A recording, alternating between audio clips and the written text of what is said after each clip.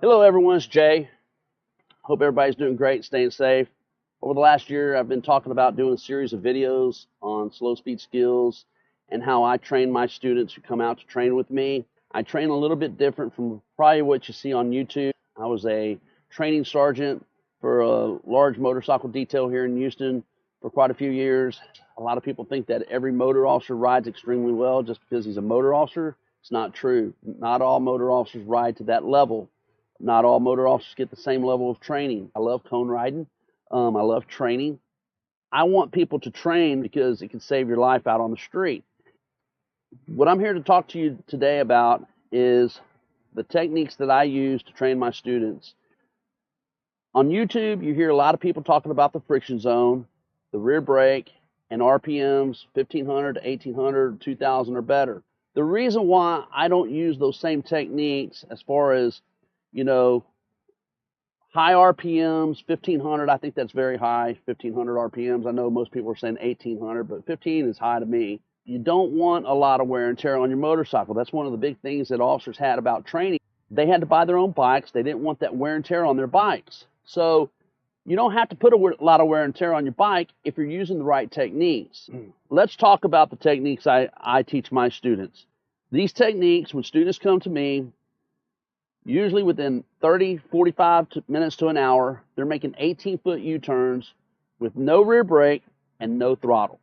Clutch only, okay? The clutch. When you disengage the clutch, it kills the power to the bike. We already know that, okay? Everybody talks about the friction zone being in the clutch. But really, to me, when I think about the clutch, it's just a pressure gauge for the friction zone, which is down in the primary where the clutch plates are. Because when you disengage the clutch, you're putting pressure on the clutch plates, keeping them from causing the friction, which causes the bike to move, okay? As you engage the clutch plates start to move and cause friction. The more open you get it, the more you engage it, the more friction, okay? So with that being said, if you're out in the parking lot on your motorcycle, like a Harley touring bike, Road King, Street Glide, CVO, whatever, the bike will operate at about 950 RPMs. When the clutch is wide open, no throttle, and you're just steering the bike around the parking lot, you're operating at about 950 RPMs. Well, guess what you do when you disengage the clutch, when you bring the clutch in? Well, you lower the RPMs because you're putting pressure on the clutch plates. Okay, now that brings me to the point with the throttle.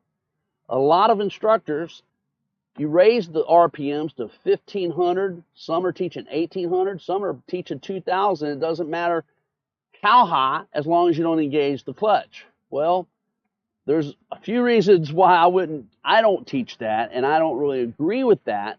If it works for you, that's great. This is just another tool in your bag to look at.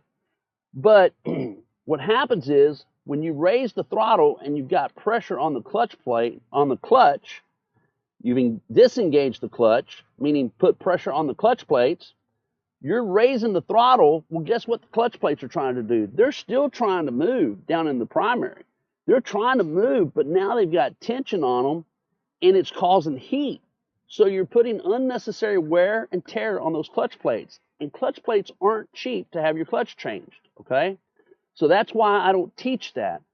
What I do teach is when you engage the clutch, as you open it up, whatever you open the clutch up with, you replace with the throttle. So if you open the clutch up, just a little bit, that's how much you turn the throttle. If you open it up a lot, then you turn the throttle a lot, okay?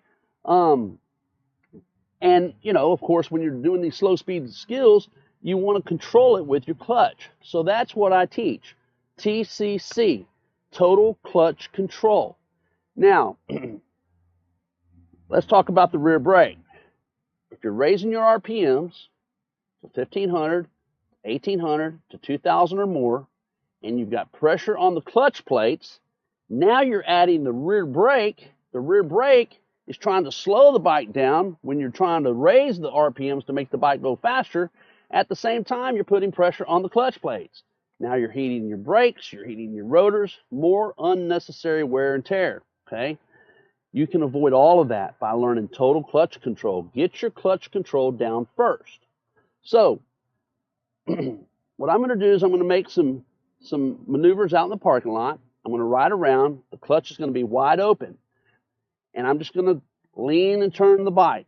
But then I'll control the clutch, still no throttle, and I'll still do the same thing. Then what I'll do is I'll come through the 12-foot motor Altra cone weave. And the first time I do it leads me to the next point that there's a lot of misinformation on to kind of confirm what I'm telling you about. Power to the back wheel. Well, really, you don't even have to have power to the back wheel as long as you've got momentum. You can make a 12-foot cone weave with the clutch completely disengaged. Just go through the cone weave and turn and lean the bike. To show you, you don't have to have power to the back wheel to get through a 12-foot cone weave. Then what I'm going to do is I'm going to use the clutch only. No rear brake, no throttle to come through the cone weave. Then what I'm going to do is I'm going to use the clutch with the throttle, opening the clutch and using very little throttle. Okay, I'm not over revving, I'm not under revving, just a steady controlled RPM with the clutch. Okay, no wear and tear, no rear brake use, no heat. I'm not causing any wear to the bike. So let me get that. Let me get my helmet on, my gloves, and I'll show you what that's going to look like. And I'll talk to you as I do it. What I'm going to do is I'm going to ride around with the clutch wide open, make some swerves. Then I'm going to disengage the clutch to control it a little bit, make the same swerves. I'm going to go through the 12-foot cone weave with the clutch wide open. Then I'm going to close the clutch, disengage the clutch, and then we'll go through the cone weave with the clutch working with the throttle. Whatever I open the clutch up with, I replace it with the throttle. Here we go. Clutch is wide open. You can just make a turn. Make the turn. Just turn and lean the bike. It's not going to fall. Just turn your handlebars. Turn your handlebars and lean the bike.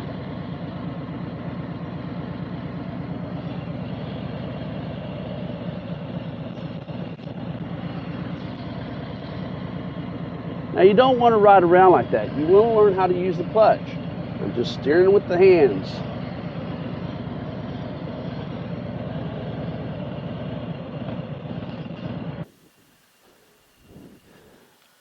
I'm just steering with the hands.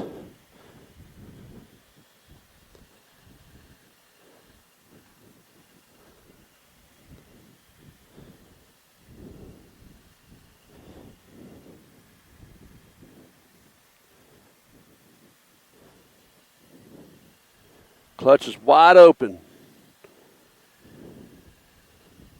Now I'm going to control the clutch. Now I've got the clutch disengaged slightly, completely disengaged. I want to make a turn. I open it up and make the turn.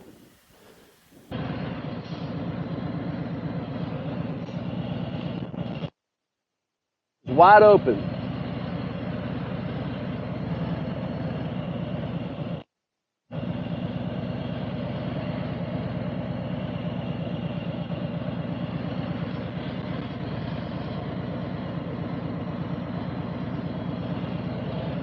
No power. I'm going to engage the clutch, let the bike roll. There you go, no throttle.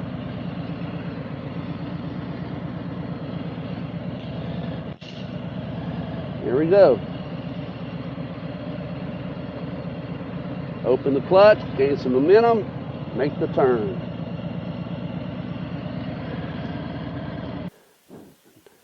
Open the clutch, gain some momentum, make the turn.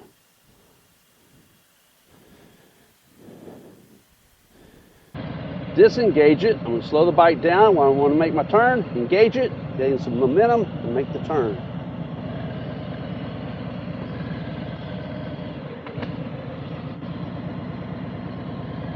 Clutch is disengaged.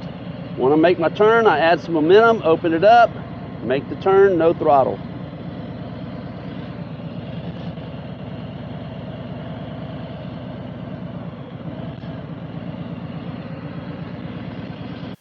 disengage it. I'm going to slow the bike down when I want to make my turn, engage it, gain some momentum, and make the turn.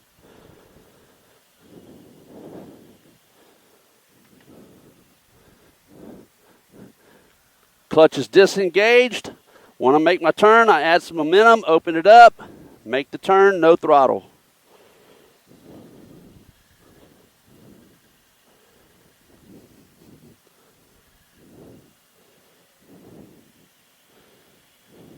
To make a tight circle, same thing.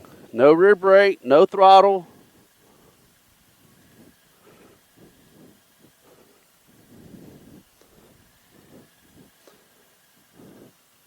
You've got to learn that clutch control, total clutch control.